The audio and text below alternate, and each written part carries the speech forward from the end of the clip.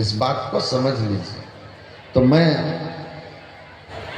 जो समय निर्धारित है सब लोग अपने निर्धारित समय में बोलेंगे। सब बाबा लोगों से बात हो करके हम लोग अपना कब कौन बोलेगा वो किए हुए रहते हैं। इसीलिए शांत रहिए, सबका सही समय पर जिनका नाम है टाइम मिलेगा। तो मैं एक बाबा का नाम तुरंत आया मैसेज कि उनको 5 मिनट दे दीजिए।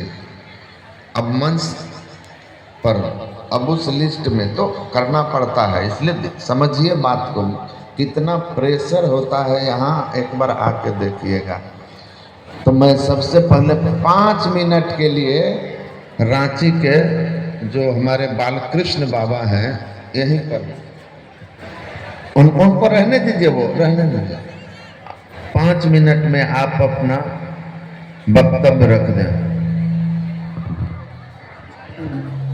एक बार और विश्वास के साथ प्रणाम किए श्री सतगुरुदेव जी महाराज का जय जयकार जोरदार शब्दों में करें। बोलिए प्रेम से श्री सतगुरु महाराज की जय।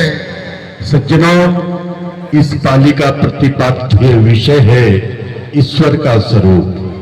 आराध्य देव कहा करते थे, ईश्वर के स्वरूप को जाने बिना उसकी भक्ति करने उस मुसाफिर की तरह है जो चला तो जा रहा है लेकिन जाना कहाँ है उसे खुद ही पता नहीं, तो आखिर वह भटकता रहेगा।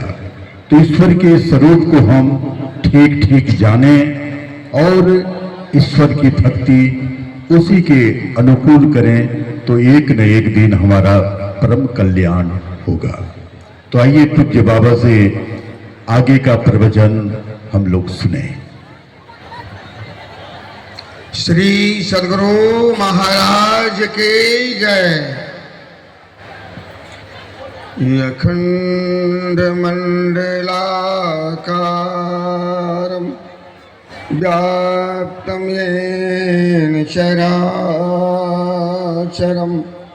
तत्पदं दर्शितं येन तस्मै श्री गुरुवे नमः।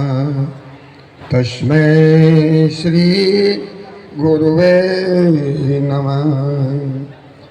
धन्य धन्य सद्गुरु सुखद महिमा कही न जाय, जो कुछ कहो तुम्हारी कृपा मोते कछु न बसाय।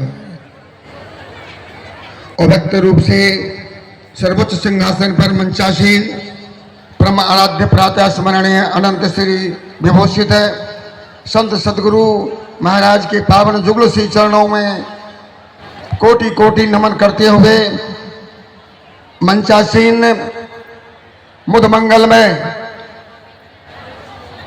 साधु समाज, इसके पूर्व मैं अपने संतमत के वर्तमान आचार्य महर्षि हरिनंदन जी महाराज के पावन जुगल श्री चरणों में कोटि कोटि नमन तथा समस्त तीर्थों को भी पावन करने वाले साधु समाज के पावन जुगल श्री चरणों में कोटि कोटि नमन तथा अखिल भारतीय संतमत महासभा के तमाम हमारे पदाधिकारीगण एवं हमारे सम्मान्य जितने अतिथिगण हैं, इन सबों के चरणों में कोटि कोटि नमन तथा हमारे विशाल पंडाल में हमारे संतमत के संत संतान, चाहे वो हमारे भक्तिमती माताएं हों, बहनें हों, भाई हों, सबों के आत्मस्वरूप को, सबों के हृदय में अवस्थित आत्मस्वरूप को या तुच्छ दास की ओर से कोटि कोटि नमन। अहो भाग्य हम लोगों का है जो हम लोग अपने परम आराध्य के पावन नगरी में उपस्थित होकर के ये संत मत को, ज्ञान को अपनाने के लिए यत्र तत्र से यहाँ हम लोग एकत्र हुए हैं। और आप लोगों को ज्ञात है कि हम लोगों को संत मत के अनुकूल अभी हम लोगों को वेद, उपनिषद, संतवाणी इत्यादि का पाठ होता है। उस पाठ के आधार पर आज का जो प्रतिपाद्य विषय है ईश्वर का स्वरूप। ईश्वर के स्वरूप के बारे में हमारे यहाँ वेद, उपनिषद, शास्त्र, पुराण, गीता, रामायण सारे ग्रंथों में सभी धर्मावलंबियों में अपने अपने हिसाब से ईश्वर स्वरूप को वर्णन किया गया है।